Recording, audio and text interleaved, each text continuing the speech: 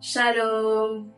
Alors, aujourd'hui, nous allons encore partager sur un thème qui va un peu dans le sens du dernier pour vous dire « Attendez votre saison ». J'aime bien le passage des Écritures dans le Psaume 1 qui dit celui qui observe la loi de l'Éternel, il est comme cet arbre planté près d'un courant d'eau qui donne du fruit en sa saison et dont le feuillage ne flétrit pas. » C'est toujours important de reconnaître que Dieu, pour un chacun de nous, autant que nous sommes, a une saison où chacun va récolter des fruits. Bon, c'est vrai, un fruit, c'est une façon de parler, mais où chacun vivra des choses grandioses, on va dire ça comme ça. Et quand on comprend que ce que Dieu a prévu pour nous est prévu selon sa saison à lui, selon son temps, on est plus calme. Vous savez, ce qui m'intrigue quand même dans ce passage, c'est que la Bible dit, il est planté près d'un courant d'eau et il donne du fruit en sa saison.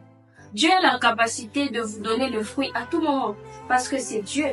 Mais pourquoi, malgré le fait que l'arbre est près du courant d'eau, n'a pas empêché que la saison du fruit que l'arbre devait produire reste intacte?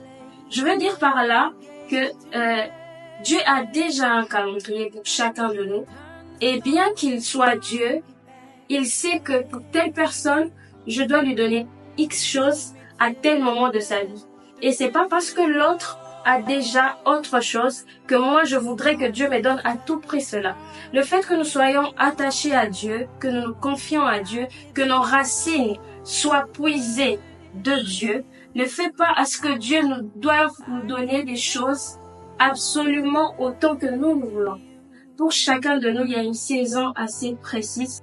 Alors c'est important d'être calme, car vous savez, il est écrit, c'est dans le calme et la confiance que sera votre force. Aujourd'hui, bénissez Dieu, rendez-lui grâce, car oui, votre saison aussi arrivera.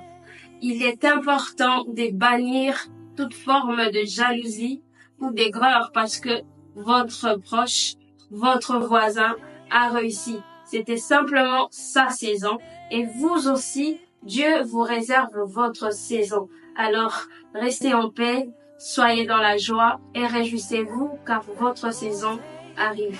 Que Dieu vous bénisse.